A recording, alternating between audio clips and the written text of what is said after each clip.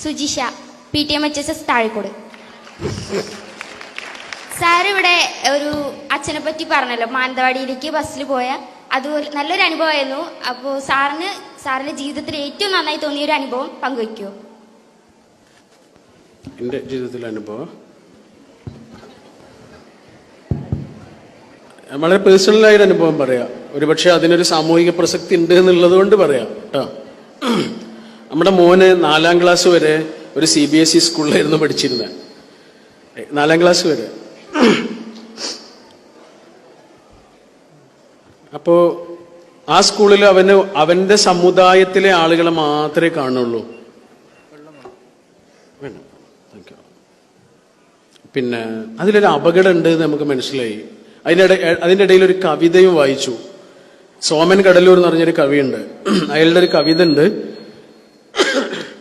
ഒരു സ്വാതന്ത്ര്യ ദിനത്തിലോ മറ്റോ അദ്ദേഹം പോസ്റ്റ് ചെയ്തൊരു കവിതയാ. ആ കവിത ഇങ്ങനെയാണ്: എൻ്റെ മകൻ സെന്റ് തോമ ഇംഗ്ലീഷ് സ്കൂളിൽ, എൻ്റെ മകൻ സെന്റ് തോമ ഇംഗ്ലീഷ് സ്കൂളിൽ, അവന്റെ മകനും മകളും ഇസ്ലാമിക് പബ്ലിക് സ്കൂളിൽ, നിന്റെ മകനും മകളും വിവേകാനന്ദ വിദ്യാഭവനിൽ. ഒരേ പാഠപുസ്തകം വായിച്ച്, ഒരേ വിശപ്പ് ഭക്ഷിച്ച് നമ്മൾ പഠിക്കാതെ പഠിച്ച ആ പഴയ സ്കൂള് ഇപ്പോഴുമുണ്ട്. പണ്ടത്തെ നമ്മുടെ അച്ഛനമ്മമാരെ പോലെയുള്ള പരമദരിദ്രരായ ചിലരുടെ മക്കൾ അവിടെ പഠിക്കുന്നുണ്ട്. ഒരിക്കൽ വാളും കുരിശും തൃശൂലവുമായി നമ്മുടെ മക്കൾ പോരിനിറങ്ങുമ്പോൾ നടുക്കുവീണ് തടുക്കുവാൻ അവരെങ്കിലും മിടുക്കരാവട്ടെ. ഇതാണ് കവിത. ഇത് വായിച്ച അന്നേ ഞങ്ങൾ തീരുമാനിച്ചൊരു കാര്യമാണ്, മോനെ ആ സ്കൂളിൽ നിന്ന് മാറ്റണം എന്ന്. കാരണം അവന്റെ സമുദായത്തിലുള്ളവരെ മാത്രം. അതിന് അപകടം മനസ്സിലായില്ലേ? അവന്റെ സമുദായത്തിലുള്ള അവനെ പോലെയുള്ള മനുഷ്യന്മാരെ മാത്രം അവൻ കാണാം. അന്ന് നമ്മൾ തീരുമാനിച്ചു ഈ പരിപാടി വേണ്ട. അങ്ങനെ പൊതുവിദ്യാലയത്തിലേക്ക് ചേർത്തു.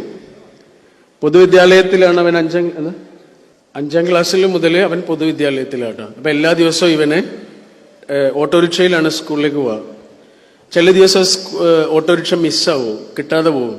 ആ സമയത്ത് നമ്മൾ നമ്മുടെ കാറിൽ അവനെ കൊണ്ടുപോകും സ്കൂളിലേക്ക്. അങ്ങനെ സ്കൂളിലേക്ക് കൊണ്ടുപോകുന്ന സമയത്ത് സ്കൂളിന്റെ വലിയ മതിലാ. ആ മതിൽ തുടങ്ങുന്ന സ്ഥലമുണ്ട്. അവിടെ എത്തുമ്പോൾ അവൻ പറയും, ഇവിടെ നിർത്തിയാൽ മതി, വണ്ടി സ്കൂളിനകത്തേക്ക് കൊണ്ടുപോകാൻ പറ്റില്ല എന്ന് പറയും. അപ്പൊ നമ്മൾ അവിടെ നിർത്തി കൊടുക്കും. അവൻ ഇറങ്ങിയിട്ട് കുറേ നടക്കണം. അങ്ങനെ നടന്നവൻ ക്ലാസ്സിലേക്ക് പോകും. ഒരു ദിവസം ഞാൻ സ്കൂളിന്റെ അകത്തേക്ക് ഇങ്ങനെ നോക്കുമ്പോൾ അവിടെ ധാരാളം കാറുകളുണ്ട്.